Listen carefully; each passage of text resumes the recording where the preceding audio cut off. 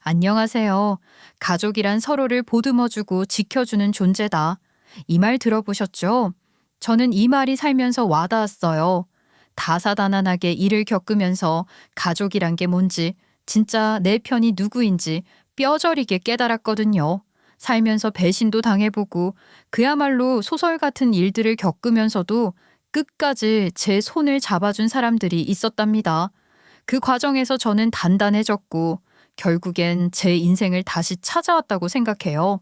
제 사연은 여러분이 한 번쯤 겪었을 법한 이야기일 수도 있고 혹은 앞으로 마주할 수도 있는 이야기일지도 몰라요. 지금부터 귀 기울이고 들어주셨으면 좋겠네요.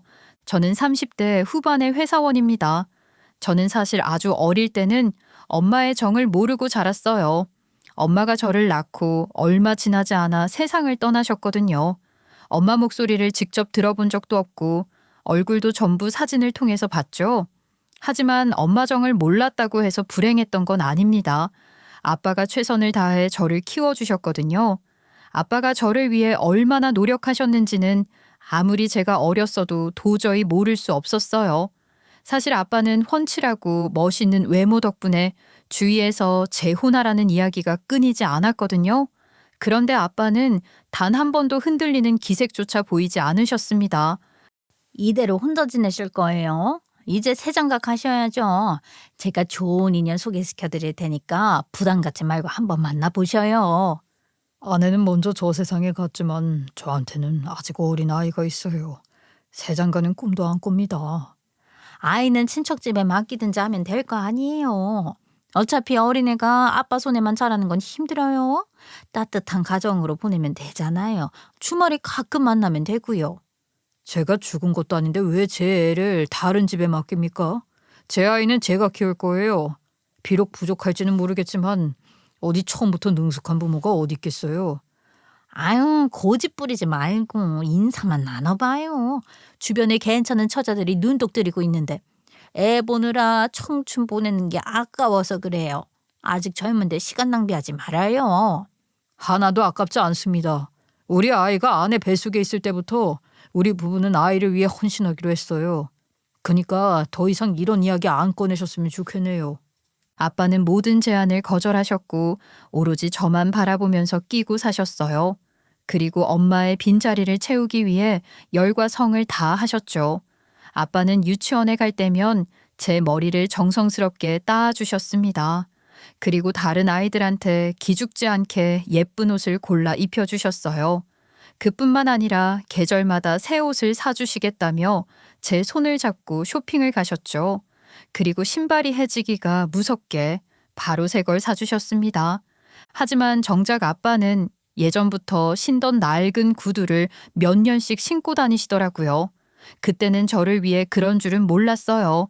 그저 아빠는 새 것보다 익숙한 게 좋다고 하시길래 굳게 믿었습니다. 아빠는 제가 잠들기 전까지 동화책을 읽어주셨어요. 제가 악몽을 꿔서 무섭다고 하면 손을 잡아주시더군요. 소풍 가는 날이면 저보다 더 긴장해서 도시락을 정성껏 싸주셨던 것 같아요. 혹시라도 친구들 사이에서 소외될까봐 간식도 넉넉히 챙겨 넣어주셨고요. 그리고 비 오는 날이면 직접 우산을 들고 마중 나와서 제가 조금이라도 젖을 새라 제 등에 본인 외투를 덮어주시기도 했습니다. 그렇게 아빠는 엄마 없이 자란다는 게 저한테 상처가 되지 않도록 2배, 3배로 사랑을 쏟아부으셨던 것 같아요. 아빠는 집안 일부터 바깥 일까지 혼자 다 감당하시느라 고달프셨을 텐데 언제나 최선을 다하셨어요. 분명히 힘드셨을 텐데 항상 제 앞에서는 환하게 웃고 계셨으니까요. 아빠, 무거운 거 많이 들어서 힘들어? 내가 안마해 줄까? 우리 공주가 아빠 생각해주니까 힘 하나도 안 드는 것 같은데. 에이, 거짓말. 아빠 맨날 일 많다고 했잖아. 오늘도 바빴어? 바쁘긴 했지. 근데 우리 딸이 이렇게 잘 놀고 밥도 잘 먹고 있으니까 그걸로 힘이 팍팍 나는 거야. 그래도 내가 주물러 줄게. 이렇게 끄끄. 아이고 너무 시원한데 우리 공주 손에 마법이 있나 보네. 그치? 내가 아빠 보약이야. 그니까 아빠는 나 오래오래 안아줘야 해. 그럼 우리 딸 맨날 안아줄 거야. 제가 유치원에서 굳이 말하지 않으면 엄마 없이 아빠랑 단둘이 살고 있다는 걸 아무도 몰랐을 정도였답니다. 그렇게 저는 행복하기만 했어요. 그러던 어느 날 믿기 힘든 일이 벌어지고 말았습니다. 아빠가 공사 현장에서 일하시다 사고를 당해 돌아가셨거든요. 당시 너무 어려서 그게 무슨 뜻인지 정확히 이해할 순 없었지만 이제 아빠를 다시는 볼 수 없다는 것만은 알았던 것 같아요. 아빠랑 인사도 하지 못했는데 영영 안녕이라는 걸 느꼈죠. 당연히 저는 세상이 떠나가라 울었습니다. 하지만 제가 아무리 울어도 아빠는 달래주러 오지 않더라고요. 그런데 그런 저를 안아서 달래주시던 분이 바로 작은 엄마였어요. 걱정하지 말라고 하면서 집에 가자고 하셨죠. 저는 솔직히 집에 가는 게 두려웠습니다. 아빠도 없는 집에 혼자 남으면 아빠 생각에 더 많이 사무칠 것 같았으니까요. 하지만 작은 엄마는 제가 울도록 놔두지 않을 거라고 하셨어요. 절대로 혼자 남았다고 생각하지 말라고 덧붙이셨죠. 작은 엄마의 목소리는 단호했지만 따뜻함이 가득 묻어나왔던 것 같습니다. 저는 작은 엄마가 내민 손을 바라보다가 결국 조심스럽게 마주 잡았어요. 그렇게 저는 작은 엄마를 따라가 함께 새로운 가족이 되기로 한 거죠. 사실 작은 엄마에게는 이미 딸이 둘이나 더 있었는데 저까지 떠안기로 하신 거예요. 그때는 어렸기 때문에 작은 엄마가 어떤 결심을 하셨던 건지 몰랐지만 시간이 지날수록 작은 엄마가 아무나 주지 못할 마음을 주셨다는 걸 깨달을 수 있었습니다. 작은 엄마는 단순히 저를 거두기만 하신 게 아니라 진짜 엄마처럼 저를 키워주셨어요.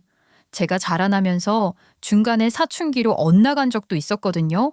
작은 엄마 댁에서 살고 있기는 하지만 사실은 고아라는 생각 때문에 심하게 반항한 적도 있었단 말이에요.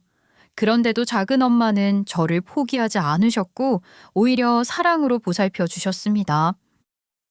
왜 자꾸 저한테 참견이세요? 친딸도 아니면서. 위하는 척하지 마세요. 이게 왜 참견이야? 너 지금 무슨 말을 하는 건지 알아? 알죠. 저 고아잖아요. 솔직히 제가 빨리 나가주길 바라시죠? 저도 다 알고 있으니까 엄마인 척 하지 않으셔도 된다고요. 내가 언제 엄마인 척을 했는데?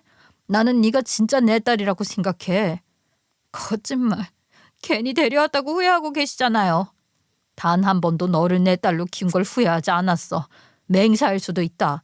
지금 이 순간도 너는 내 딸이야. 저는 학교를 지킨답시고 다른 학교 애들이랑 쌈박질하러 다니기도 했어요. 교내에서도 적지 않은 문제를 일으켰죠. 그런데 작은 엄마는 항상 모른 척하지 않으셨습니다. 학교까지 바로 달려오셔서 허리 굽혀 사과하시더군요. 다른 애들 부모가 손가락질하는데도 제 앞에 막아서서 보호하셨어요. 그리고 교무실에서 나오자마자 저 몰래 눈물을 훔치셨습니다. 저는 그제서야 작은 엄마의 진심을 깨닫고 많이 반성했던 것 같아요. 그리고 그날 집에 돌아와서 혼날 때는 작은 엄마한테 대들지 않았어요. 게다가 그날 밤에 저는 이불을 덮어쓰고 누워 있었는데요. 작은 엄마는 제가 깊이 잠들었을 거라고 생각하셨나 봐요. 조용히 방문을 열고 들어오시더니 제 얼굴에 난 생채기를 쓰다듬어 주시면서 연고를 바르시더라고요. 그리고 미안하다 내 새끼 하면서 속삭이셨는데요. 저는 눈물이 왈칵 쏟아질 뻔한 걸 겨우 참았습니다. 그때부터 제 마음속에 작은 엄마가 진짜 엄마처럼 자리 잡기 시작한 것 같아요. 물론 작은 아빠도 진짜 아빠 같은 존재셨고요. 저는 이제부터라도 정신 차려야겠다고 생각했습니다. 그래서 열심히 이악 물고 공부했어요. 작은 엄마, 작은 아빠께 보답하고 싶다는 생각 하나로 노력한 거죠. 저는 결국 장학금까지 받아서 대학에 진학할 수 있었어요. 그리고 대학에 가서도 치열하게 아르바이트해서 번 월급을 전부 작은 엄마, 작은 아빠께 드렸답니다. 그러면 두 언니들도 질투하기는커녕 장난스럽게 칭찬해 주더라고요. 야, 이게 무슨 돈이야? 제가 아르바이트로 번 월급이에요.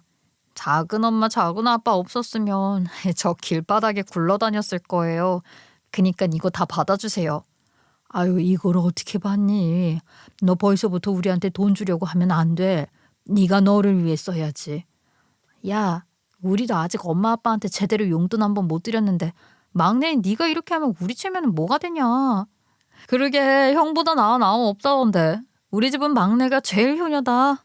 그렇게 저는 친부모님은 모두 잃었지만 아낌없이 사랑해 주시는 가족이 있었던 거예요. 저는 작은 엄마, 작은 아빠뿐만 아니라 언니들에게도 늘 마음의 부채감을 가지고 있었어요. 언니들이 받아야 할 사랑을 제가 나눠 가졌다고 생각했으니까요. 그래서 저는 대학을 졸업하고 회사에 입사한 후에도 최대한 돈을 아껴 쓰기 위해 정말 사소한 것까지 신경을 썼답니다. 점심은 늘 회사 구내식당을 이용해서 외식비를 줄였고요. 커피 한 잔도 사 먹지 않고 집에서 텀블러에 담아갔어요. 그리고 출퇴근할 때도 대중교통을 이용했죠. 절대로 택시를 이용할 일이 없게 하려고 매일 일찍 일어났습니다. 옷도 꼭 필요한 것만 사고 유행보다는 실용성을 따졌던 것 같아요. 가끔씩 이렇게까지 해야 하나 싶을 때도 있었지만 언니들에게 조금이라도 보탬이 되고 싶다는 생각 하나로 버텼어요. 그리고 시간이 흘러서 언니들이 시집 갈 거라는 이야기가 나오기 시작하길래 조심스럽게 통장을 건넸습니다. 너 왜 이렇게 큰 돈을 모아뒀어? 이거 우리 주는 거야? 언니들 시집 갈 때 보태려고 모아뒀던 거야. 언니들이 그동안 나한테 많이 배려해줬었잖아. 얘 그게 무슨 말이니? 언니들이니까 당연히 막내 배려하는 거지. 그것 때문에 돈을 준다고? 아이고 네가 이러면 우리가 동생 돈 갈취하는 나쁜 언니들 되는 거야. 그러니까 우리가 그렇게까지 못나 보였어. 우리도 직장 다니거든. 우리가 알아서 준비하면 되니까 이거는 널 위해서 쓰란 말이야. 아유 언니들 그래도 난 미안해서 그래. 가족끼리 미안하다는 말 그거 하는 거 아니다. 그 돈은 네가 나중에 시집갈 때 써. 언니들은 황당해하면서 거절했습니다. 하지만 저는 솔직히 결혼할 생각이 전혀 없었어요. 작은 엄마와 작은 아빠에게 효도하면서 살고 싶다는 마음이 가장 컸으니까요. 가족들에게 받은 사랑이 많았던 만큼 그 빚을 갚고 싶었어요. 제가 가족들 속을 썩이기도 했잖아요. 그런데 언니들이 이런 제 마음을 눈치채고 있었나 봐요. 남자를 하나 소개시켜 주겠다고 제안하더라고요. 제가 너무 일만 하고 집에만 있는 것 같다면서 소개팅 자리를 만들었다고 했죠. 큰 언니의 거래처 직원인데 워낙 성격이 좋아서 1등 신랑감으로 꼽힌다고 했습니다. 저는 사실 거절하고 싶었어요. 하지만 큰 언니가 신경 써서 직장에서 얼굴 부딪히는 사람이랑 자리를 만들었다고 하니 미안하더라고요. 그래서 예의는 갖추자는 생각으로 소개팅 자리에 나갔습니다. 그런데 큰 언니가 침이 마르도록 칭찬한 이유가 있더라고요. 소개팅 상대는 어른들에게 예의 바르고 센스가 있어 보였어요. 그리고 딱 봐도 성실하게 느껴져서 마음이 갔죠. 대화 몇 마디 나눴을 뿐인데 인간적으로 신뢰가 가더라고요. 그래서 저도 모르게 호감이 갔던 것 같아요. 상대방도 제가 마음에 들었는지 바로 애프터 신청을 해줬습니다. 하지만 저는 작은 엄마와 작은 아빠를 두고 연애하는 게 마음에 걸리더군요. 너 왜 그렇게 눈치를 봐? 네가 결혼한다고 해서 우리한테서 사라지는 거 아니야. 그러니까 네가 하고 싶은 대로 하면 돼. 그래도 작은 엄마 작은 아빠 두고 시집 가는 거 죄송해요. 두 분만 남겨두고 떠나는 것 같잖아요. 우리한테 미안할 게 뭐가 있니? 너가 한다고 우리가 혼자 남는 것도 아니잖아. 우리는 이미 부부인데 네가 행복한 게 우리가 바라는 전부다. 시집 가는 걸로 걱정하지 마라. 맞아. 그리고 우리 언제든 네 편인 거 알지? 사랑하는 사람이 생겼으면 그 사람과 행복하게 살아. 우리가 너를 키운 이유가 평생 우리 곁에만 두려고 한 게 아니잖아. 작은 엄마 아빠가 먼저 말씀해 주시니까 저도 좀 더 마음을 편하게 가질 수 있었습니다. 그래서 소개팅 상대와 만남을 이어가게 되었어요. 그리고 결혼을 전제로 연애하다가 결국 결혼에도 골인할 수 있었죠. 시댁에서도 저를 예뻐해 주시더라고요. 가정교육 잘 받고 큰 것 같다고 하셔서 얼마나 뿌듯했는지 몰라요. 다행히 모든 과정이 순조롭게 흘러가줬죠. 하지만 문제가 하나 발생했는데요. 혼인신고를 하러 갔을 때였습니다. 남편이 저한테 고하냐고 물어보더라고요. 저는 친부모님은 돌아가셨고 작은 엄마와 작은 아빠가 거둬서 키워주셨다고 솔직히 대답했어요. 다만 언니들이랑 친자매나 다름없이 자랐다고 덧붙였죠.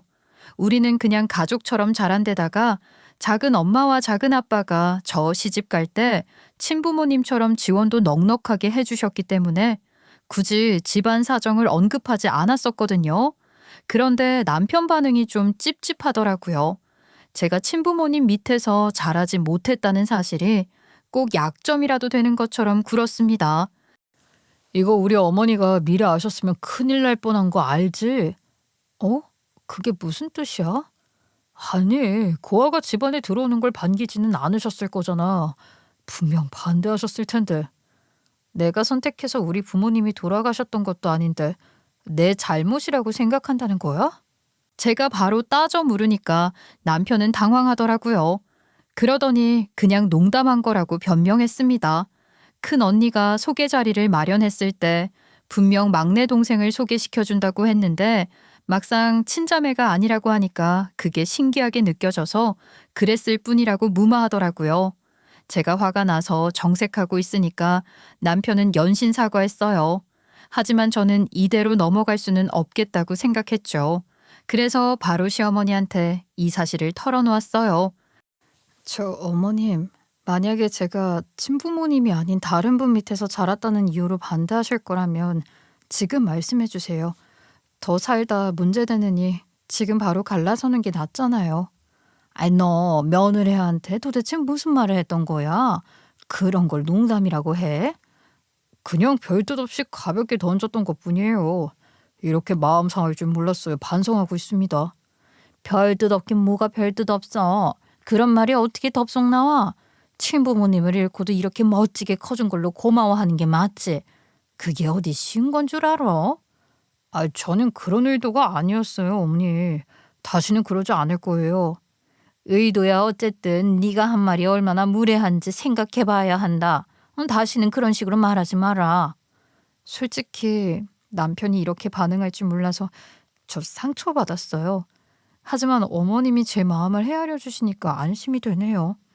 이건 정말 우리 아들이 잘못한 거다.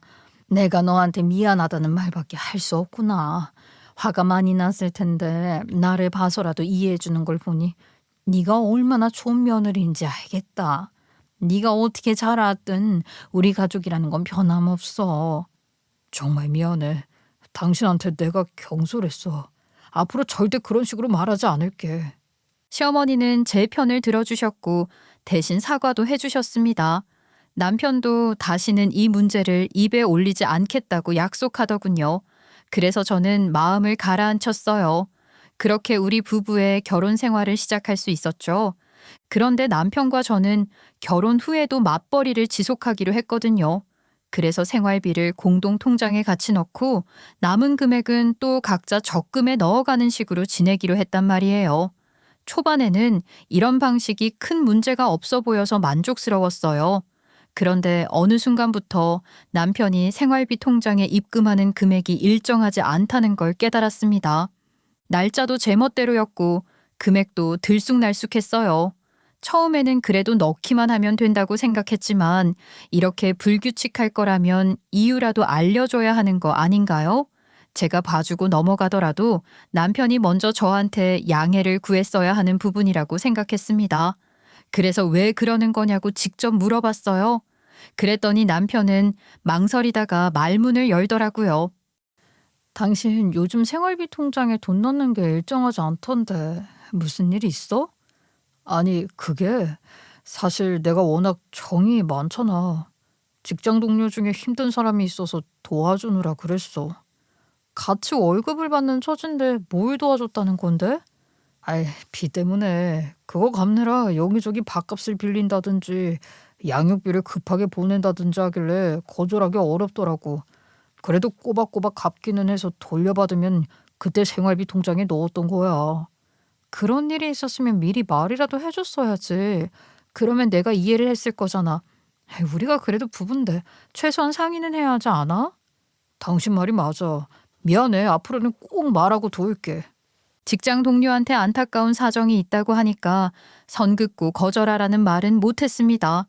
대신 그런 결정 때문에 우리의 약속이 어그러질 때는 꼭 미리 말해달라고 했어요. 그래야 저도 바뀌는 상황에 맞춰서 이해할 테니까요. 남편도 저한테 진심으로 미안하다고 사과하더라고요. 그리고 말뿐인 사과가 아니라 행동으로도 미안한 마음을 표현하려는 모습이 보였어요. 아침마다 먼저 일어나서 커피를 내려주거나 집안일을 더 신경 써서 도와주기 시작했거든요. 장을 보러 가면 제가 좋아하는 과일이나 간식을 챙겨오기도 했고요. 퇴근길에는 작은 선물이라도 사서 기분을 풀어주려 노력했답니다. 말 한마디도 조심스럽게 하면서 괜히 제 눈치를 살피기도 했어요. 그리고 회사에서 점심시간마다 메시지를 보내서 컨디션을 물어보거나 예전보다 연락도 자주 하면서 신경 쓰는 티를 내더라고요. 그러다 보니 저도 자연스럽게 마음이 조금씩 풀리는 걸 느꼈던 것 같아요. 그렇게 신혼부부의 해프닝 정도로 일단락되는 줄 알았습니다. 그런데 제 마음이 녹아내리기가 무섭게 남편이 또 황당한 소리를 하더라고요. 나 이제는 생활비 통장에 넣는 금액 3분의 1 정도 줄이려고. 뭐? 어디에 쓰려고 하는 건데? 당신 뭐 사고 친 건 아니지? 아니, 그런 공적은 하지 않아도 되고 그냥 기부하려고 하는 거야. 뭐? 갑자기 웬 기부? 사실 얼마 전부터 계속 고민이 되더라고. 그래서 내 월급의 일정 부분을 매달 기부하기로 하고 서명까지 하고 왔어. 그냥 지나칠 수가 없겠더라. 세상에 마음 아픈 일이 너무 많아. 기부가 그래 나쁜 건 아닌데 그걸 왜 고민하는 동안 나랑 한마디 상의도 없이 정하는데 생활비 줄어드는 건 우리 일상에 직접적인 영향을 주잖아. 왜 매번 이렇게 통보식이야? 그치만 좋은 일이잖아. 당신이 기특하게 생각할 줄 알았는데. 내가 유흥에 쓰겠다는 것도 아니고. 부인 입장에서는 남편이 착하게 사는 거니까 기뻐할 일 아니야? 저는 남편이 자꾸 의논도 하지 않고 독단적으로 결정하는 게 짜증났습니다. 당연히 유흥에 쓰는 것보다 훨씬 현명한 선택이겠죠. 하지만 당장 생활비 통장에 넣을 금액이 부족해진다는 게 기가 막히잖아요. 그래서 제가 자꾸 멋대로 선택하고 통보하는 걸로 좀 뭐라고 타박을 했어요.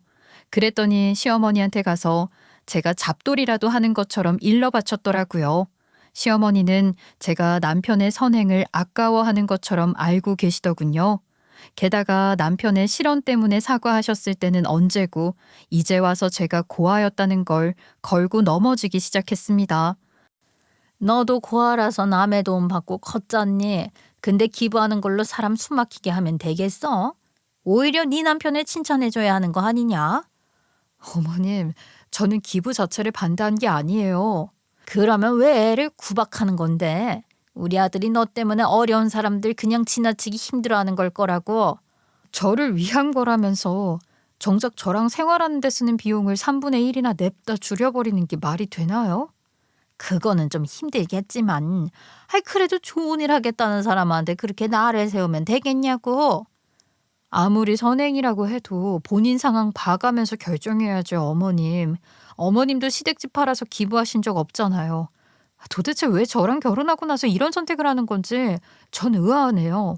생활비가 아니라 남편 본인 용돈에서 기부하는 거였다면 저도 아무 말 안 했을 거예요. 제가 다 받아쳐버리니까 시어머니도 더 이상 뭐라 말씀하지는 못하시더라고요. 그렇게 선한 의도라서 뭐든지 눈 감아줘야 한다면 시어머니부터 시댁집 팔아서 기부하고 남편과 뜻을 함께 하셔야 하는 거 아닌가요? 결국 저는 아예 생활비 공동 통장을 없애버리자고 했습니다. 그리고 공동으로 사용하는 경우에만 절반씩 부담하고 남는 돈을 개인 용돈으로 쓰자고 했어요.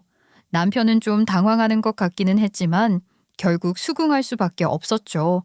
그래서 저는 떳떳하게 제 개인적인 선택으로 사용할 금액을 모으기 시작했답니다.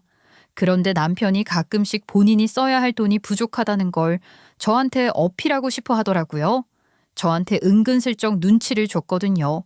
하지만 저는 도와주지 않았어요.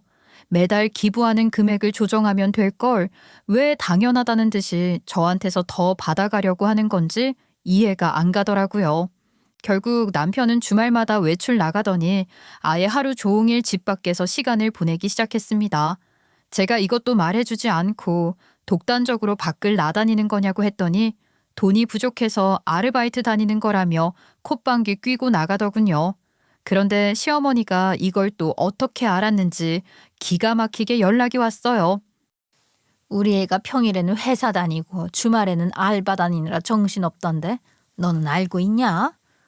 저도 그동안 몰랐다가 최근에야 겨우 알았어요. 저한테도 말 안 해주고 다녔거든요. 너는 그나마 집에 돌아오면 얼굴 보겠지만 나는 아들 얼굴 본 지 얼마나 됐나 모르겠다. 내 아들이 주말마다 일하느라 부모 얼굴도 못 보고 지낸다는 게 말이 돼? 결혼하고 맞벌이 하는데 생활비가 그렇게 부족하냐고. 얘 너 너무 빡빡하게 구는 거 아니야? 어머님, 그러면 소비를 줄이면 되는 건데 그이가 그 길을 선택한 거예요. 제가 말릴 수 있겠어요? 그리고 기부하고 얻은 보람이 시부모님 뵈러 가는 것보다 더 큰 사랑 같던데요? 제가 틀린 말을 한 건 아니었기 때문에 시어머니는 순간 말문이 막힌 것 같았습니다. 그리고 짜증이 났는지 더 이상 대꾸하지 않고 전화를 끊어버리더라고요. 그러던 어느 날 언니들에게 연락이 왔어요. 작은 엄마와 작은 아빠 결혼 기념일을 맞이해서 여행을 보내드리자는 거였죠. 저는 당연히 적극적으로 찬성했고 언니들과 함께 어떻게 하면 두 분이서 오붓하고 편하게 다녀오실 수 있을지 의논했습니다. 그런데 남편이 제가 신나게 여행 사이트를 뒤적이는 걸 보고 뚱하게 있더라고요. 설마 장인어른하고 장모님만 챙길 건 아니지? 우리 부모님은 어떻게 할 거야? 나 지금 우리 언니들하고 의논하는 거 안 보여? 왜 시부모님 결혼기념일을 나보고 묻는 거야? 나는 언제인지도 몰라. 내가 알려주지 않아도 당신이 세심하게 살펴야 하는 거 아니냐고. 장인어른하고 장모님만 챙겨드리면 양심에 찔리지 않아? 내가 왜 양심에 찔려? 당신이야말로 양심에 찔려야지. 솔직히 말해봐. 결혼기념일이 언제인지도 모르지? 그러니까 당신이 알아서 계획 세워. 남편은 시부모님이 언제 결혼하셨는지도 모르는 것 같더라고요. 결혼 기념일 챙겨드릴 생각도 안 하고 있다가 제가 언니들하고 의논하는 걸 보고 대리 효도하고 싶어 했을 뿐이었죠. 저는 솔직히 어이가 없었습니다. 언제는 상의도 없이 돈을 멋대로 쓰던 사람이 이제 와서 저한테 시부모님 챙겨주라고 하는 게 도대체 무슨 양심이래요. 제가 그동안 아껴서 모았던 걸로 작은 엄마, 작은 아빠에게 효도하려는 건데 그걸 시부모님한테도 나눠 써야 한다는 논리가 황당하더라고요. 저는 이렇게까지 말해줬으니 남편이 정신 차리고 시부모님을 위해 따로 돈을 모을 줄 알았어요. 그런데 남편은 이걸 또 시어머니한테 고자질한 거 있죠. 시어머니가 서운해하면서 바로 전화를 하셨습니다. 그래도 결혼한 거면 한 가족 아니냐? 네가 너무 선 긋는 것 같아서 얘 서운하다. 너는 너희 부모님만 챙기는 거야? 저랑 친정 언니들이랑 돈 합쳐서 결혼기념일 맞춰서 여행 보내드리려고 하는 거예요. 그이도 마음이 있으면 할 수 있는 거죠. 근데 그이는 어머님 아버님 결혼기념일이 언제인지도 모르던데요? 뭐? 그래. 생일도 아니니까 모를 수도 있기는 하지. 근데 네가 도와주겠다고 하면 걔도 어떻게든 알아가겠지. 네가 너무 차갑게 구니까 효도할 엄두도 못 내는 거 아니겠어? 저 어머님, 솔직히 제가 도와줄 이유가 있나요? 제가 작은 엄마, 작은 아빠 여행 보내드리는 돈에는 남편 돈 한 푼도 안 들어갔어요. 어머님도 남편 통장에서 여행비 빼가시면 되겠네요, 그럼. 아니 얘는? 너는 네 남편이 주말에 쉬지도 못하고 고생해서 번 돈인 걸 알면서 그걸 어떻게 쓰라고 하니? 내가 어떻게 써? 그러면 저는 놀면서 돈 버나요? 저도 남편이랑 똑같이 맞벌이로 돈 벌어서 모은 돈이에요. 제 돈으로 키워주신 분들께 효도하는 거라고요. 시어머니가 남편 돈 쓰는 건 어려워하면서 제 돈은 호시탐탐 노리려고 하는 게 기가 막혔습니다. 정작 시어머니가 10달 품어 낳고 기른 남편은 그동안 결혼 기념일을 단 한 번도 챙긴 적 없었던데 저한테 섭섭해 하시는 것도 웃음이 나왔죠. 그렇게 저랑 언니들은 순조롭게 여행 준비를 해드리고 있었는데요. 여행을 가기 전에 두 분 건강검진 패키지도 결제해드렸거든요. 그런데 작은 엄마가 이상소견이 나왔다는 연락을 받았습니다. 당연히 온 가족이 별일 아니기만을 바랐죠. 그런데 조직 검사까지 받아보니까 유방암 연기라는 진단이 나오더라고요. 연기라고 하니까 그나마 다행이기는 했지만 암은 암이잖아요. 마음이 너무 아팠어요. 저뿐만 아니라 온 가족들이 모두 충격을 받을 수밖에 없었죠. 당연히 여행도 취소할 수밖에 없었고요. 2달 후에 수술을 받기로 했는데요. 그 사이에 혹시 병세가 더욱 깊어질까봐 저는 정말 피가 마르더라고요. 그런데도 작은 엄마는 오히려 우리를 위로하시면서 걱정 말라며 씩씩하게 웃으셨습니다. 우리 막내 너무 걱정하지 마. 말기에 발견하지 않아서 얼마나 다행이야. 의사 선생님도 우선 너무 겁먹지 말라고 하시더라. 그래도 치료받는 과정이 쉬울 일 없잖아요. 제가 대신 아파드리고 싶어요. 얘는 그건 절대로 안 되지. 엄마는 괜찮아. 우리 막내가 이렇게 걱정해 주니까 아유 오히려 엄마가 더 미안하네. 아니에요. 제가 더 잘 챙겨드렸어야 했는데 저 때문에 고생을 많이 하셔서 그런가 봐요. 정말 죄송해요 엄마. 아이고 우리 막내가 뭘 고생시켰다고 그래. 그러니까 속상해할 필요 없어. 난 우리 딸들이 이렇게 곁에 있어주니까 든든하기만 한걸. 치료받고 나면 우리 여행도 다시 계획하자. 그때는 우리 부부만이 아니라 너랑 언니들까지 온 가족이 다 같이 가면 좋겠네. 작은 엄마는 제가 속상해서 우니까 유방암 진단 받았다는 걸 알리지 말 걸 그랬다면서 달래주셨습니다. 그런데 문제는 제가 이런 소식을 알려줬는데도 남편이 별 반응이 없더라고요. 우리 작은 엄마에게 위로 한번 제대로 하지 않았어요. 바빠서 찾아뵙기 어렵더라도 전화 한 통 정도는 할 수 있잖아요. 그런데 그런 것도 없이 매주 주말마다 그저 아르바이트 다니더라고요. 물론 저한테도 걱정이 많겠다는 식의 말 한 번 없었습니다. 이 인간이 저랑 기싸움하려 들고 있다는 걸 바로 알겠더군요. 언제까지 이럴 거야? 집안에 중대한 일이 생겼으면 무슨 말이라도 해야 하는 거 아니야? 친엄마도 아니잖아. 근데 왜 이렇게 유난이야? 뭐? 내가 어떻게 살았는지 다 알잖아. 작은 엄마가 결혼할 때도 도와주셨는데 단순히 피 한 방울 안 섞였다고 장모님 대접 안 하겠다는 거야 지금? 아, 왜 해야 되는데 그럼? 그렇게 나온다 이거지? 그러면 시어머니도 내 친엄마 아니고 남남이니까 뭔 일 생기면 관심 끄고 내 볼일 보러 다닐 거야. 아이, 그건 다르지. 우리 어머니는 나를 낳아주신 분이니까 당신이 당연히 간병도 해드려야 하고 도와드리는 게 도리지. 그렇게 친어머니라서 애틋하면 말만 이럴 게 아니고 시간 가는 거 아까운 줄 알아. 괜히 아르바이트 한답시고 도망 다니지 말라고. 이럴 시간에 어머님 얼굴이나 한 번 더 가서 뵙고 오지 그래? 남편은 핏줄이냐 아니냐로 작은 엄마와 시어머니를 차별 대우하려고 했습니다.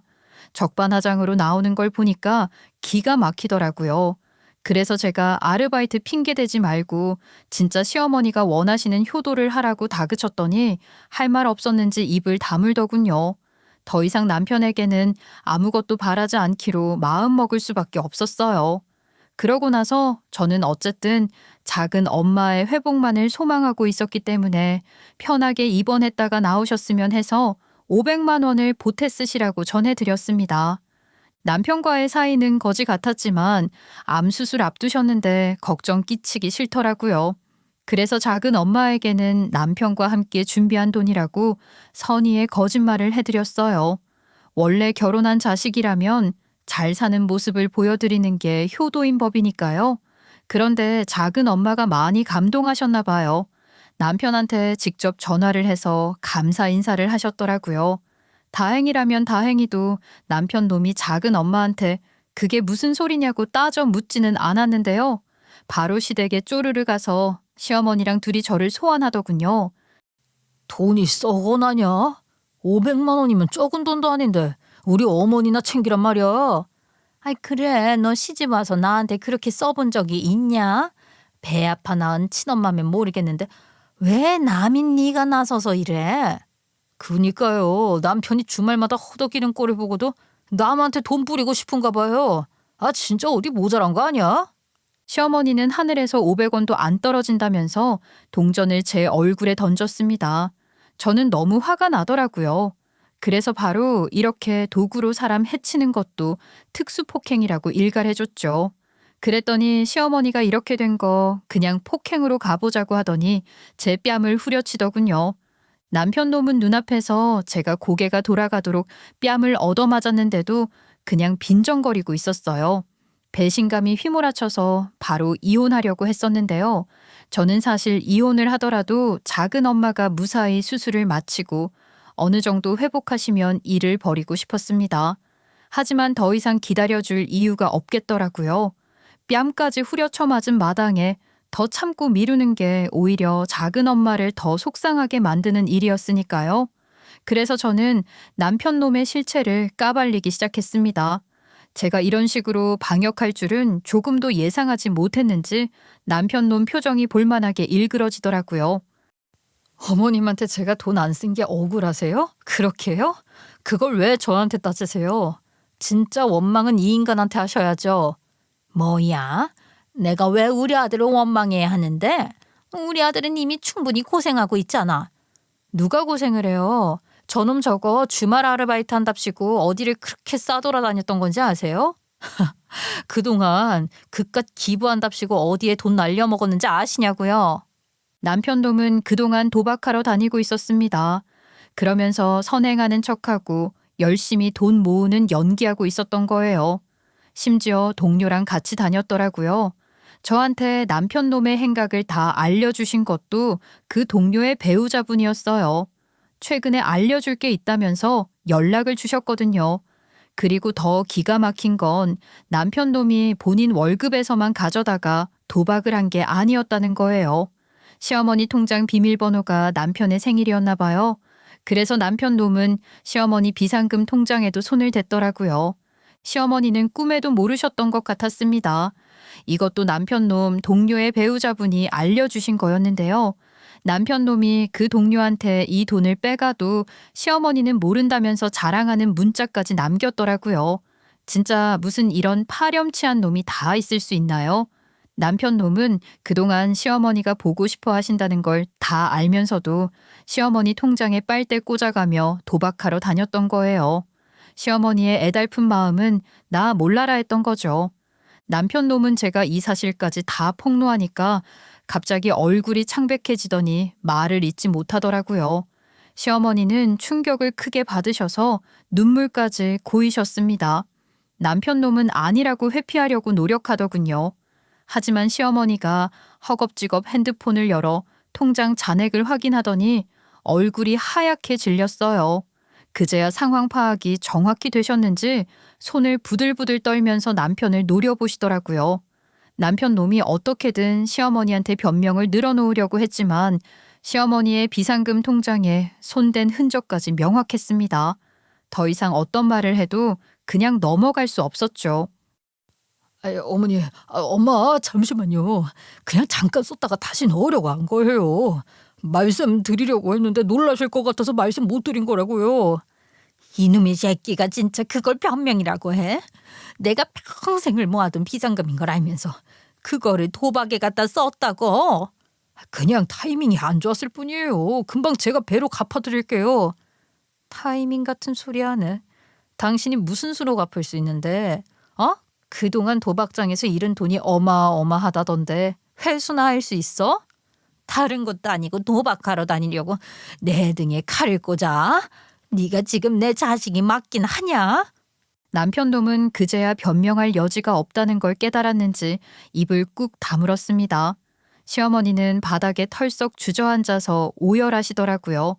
설마 그렇게 애지중지하던 아들이 그런 만행을 저지르고 있었을 줄은 모르셨겠죠. 저는 남편 놈에게 이혼 소송을 걸 테니까 위자료 남겨두라고 통보했습니다. 물론 시어머니도 반지 끼고 제 뺨을 후려쳤기 때문에 뺨에 상처가 나서 상해죄로 걸겠다고 말해줬어요.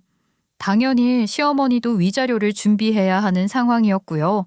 시어머니는 본인 아들한테 배신당해서 상처를 받았는데 저한테 끼친 손해에 대해서도 책임을 져야 하니 땅을 치면서 곡소리를 내더군요. 그러자 남편 놈은 제 탓을 하기 시작했습니다. 아유, 어머니 우시는 거 안 보여? 지금 당신 하고 싶은 말만 하면 다냐고. 내가 하고 싶은 말을 못할 이유라도 있어? 당신이랑 당신 어머니가 저지른 일에 대한 죗값을 준비해두라는 것뿐이잖아. 그래도 어머니가 뺨 한 대 쳤다는 걸로 상해죄를 걸겠다는 건 좀 아니지. 우리 어머니 지금 우시는데 내가 진짜 마음 아파 죽겠다고. 내가 지금 왜 우는지 모르겠어. 네 놈의 자식 때문에 우는 거다. 네 놈 때문에. 네가 진짜 내가 낳아서 기른 자식이 맞는지나 모르겠다고. 시어머니는 분노로 가득 차서 남편 놈을 잡돌이하기 시작했습니다. 남편 놈은 설마 시어머니가 본인한테 화를 낼 줄은 몰랐는지 깜짝 놀라더라고요. 시어머니는 먼저 남편 놈의 멱살을 거칠게 잡아당겼어요. 남편 놈은 반항도 못하고 시어머니의 소나기에 끌려갔죠. 그러더니 시어머니는 손바닥으로 남편 놈의 등짝을 내리치셨어요. 한 번, 두 번, 점점 강도가 세지더니 마치 한풀이를 하듯 계속해서 때리더라고요. 남편 놈이 움츠러들면서 손으로 막아보려 애썼지만 시어머니의 경로는 멈추지 않았습니다. 시어머니는 아예 주먹으로 남편 놈의 어깨를 세게 밀쳤고 남편 놈은 중심을 못 잡아서 뒤로 휘청거렸어요. 그러고도 주먹질은 멈추지 않았고 남편 놈의 머리로도 휘두르셨죠. 결국 남편 놈은 뒤로 자빠진 채로 시어머니의 노여움을 받아내야 했습니다. 그렇게 한참을 난타전을 벌이던 시어머니는 마침내 숨을 헐떡이며 손을 떨었어요. 남편 놈은 얼굴을 감싸쥐고 비참한 표정을 짓고 있었고요. 하지만 그 모습이 조금도 불쌍하게 느껴지지 않았습니다. 시어머니가 화내기를 멈추시니까 남편 놈은 그제서야 본인이 얼마나 불리한 상황인지 깨달은 것 같았어요. 그래서 잔머리를 좀 굴려보더니 자기 누울 자리 찾는 것처럼 제 앞에 와서 바짝 엎드리고 빌빌 기며 잘못했다고 호소하더라고요. 다시는 게임하러 다니지 않을게. 그러니까 한 번만 봐주면 안 될까? 내가 정말 잘못했어. 싫어. 이미 한참 전에 끝났다고.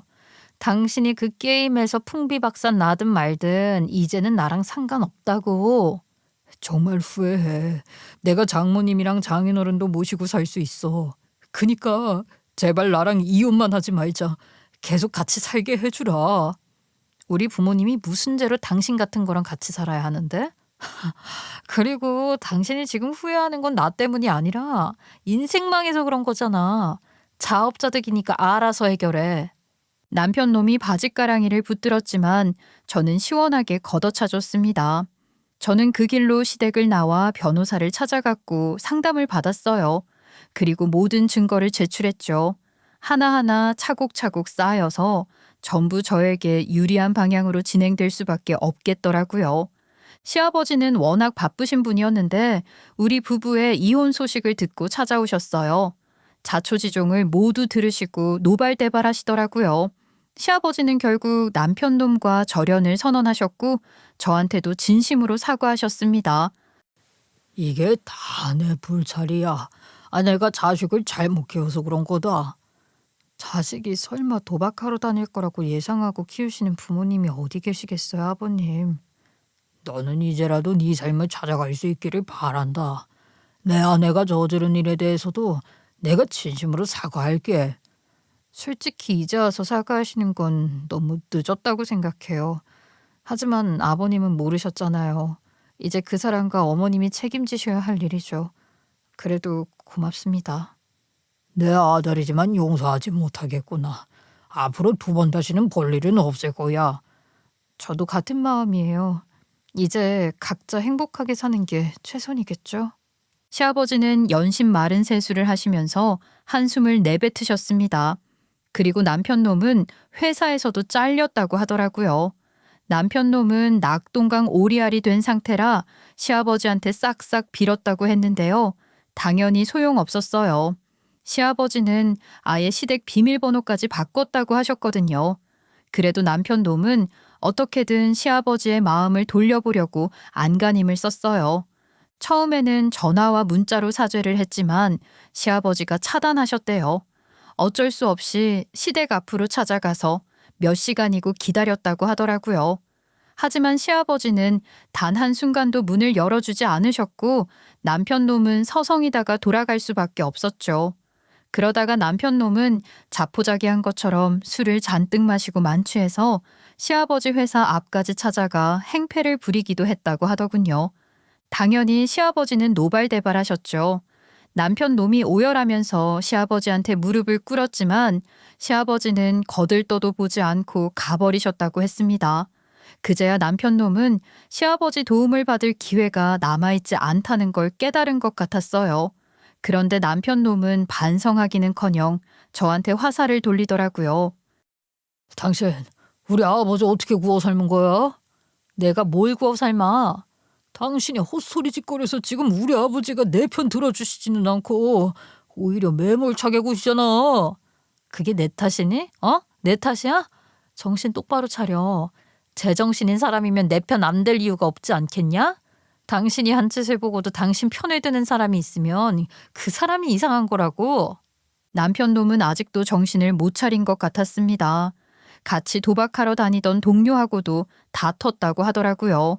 왜 배우자한테 들켜버렸냐고 서로 책임을 돌리다가 다 큰 어른들이 치고받고 싸웠다고 했거든요. 그러거나 말거나 저는 변호사를 통해서 빠르게 이혼 절차를 진행할 수 있었어요.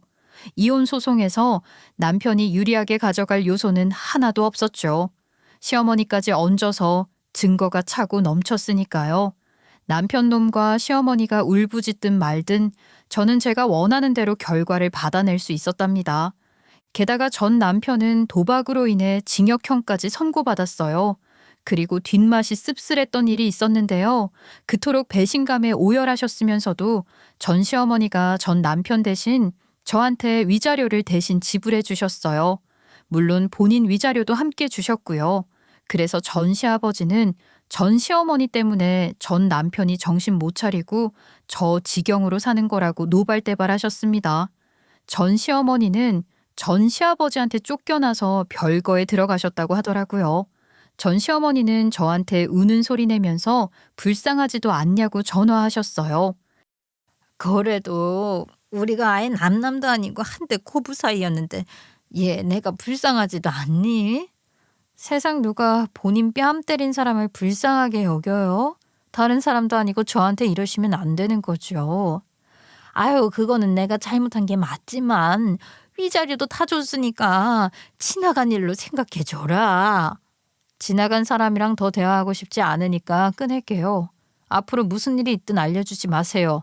저는 아예 상관하고 싶지 않으니까요. 전 시어머니는 갈 곳 없다고 끝까지 울부짖었습니다. 하지만 저는 그냥 끊어버렸고 차단했어요. 전 시아버지가 미리 언지를 주셨기 때문에 그다지 당황스럽지는 않더라고요. 그냥 통쾌하다는 생각밖에 안 들었습니다. 그리고 제일 중요한 우리 작은 엄마의 수술은 성공적으로 끝났어요. 다행히 예후도 아주 좋다고 해서 마음이 놓여요. 작은 엄마는 오히려 저희를 걱정시키지 않으려고 더욱 씩씩하게 행동하셨답니다. 저는 이혼 후에도 친정 식구들의 따스한 위로를 받으면서 빠르게 일상으로 돌아올 수 있었던 것 같아요. 그리고 얼마 지나지 않아서 친정 식구들이 조심스럽게 이야기를 하나 꺼내더군요. 사실 우리가 고민을 많이 했는데 이제는 네가 법적으로도 우리 가족이었으면 좋겠어. 네? 갑작스럽지 않아요? 물론 우리가 함께 살았던 세월은 길지만 그동안 이런 얘기 나누지는 않았잖아요. 그동안 우리가 너를 우리 딸로 받아들이는데 시간이 필요했던 게 아니다. 혹시라도 네가 친부모에 대해 마음이 무거워서 부담스러워할까 봐 굳이 절차를 밟지 않았던 거야. 그러니까 이제 우리 공식적으로도 가족이 되었으면 좋겠어. 물론 네가 거절한다면 우리는 받아들일 거야. 네 뜻을 솔직하게 말해줘.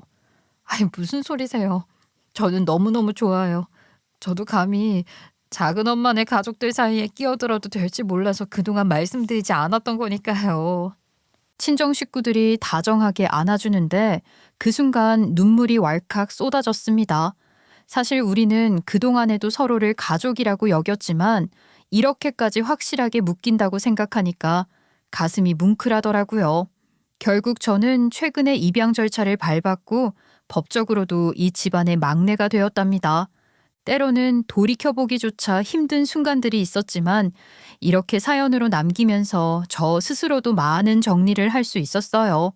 인생은 때때로 예상치 못한 방향으로 흘러가지만 결국 스스로 길을 찾아 나아가는 게 중요하다는 걸 다시금 깨닫게 되었네요. 제 사연과 혹시라도 비슷한 상황을 겪고 있는 분들에게 작은 위로가 되었으면 좋겠어요. 어떤 상황이든 결국 내 편이 되어줄 사람은 있고 무엇보다 나 자신을 잃지 않는 게 가장 중요하다는 걸 기억해 주셨으면 합니다. 사연 들어주셔서 감사해요.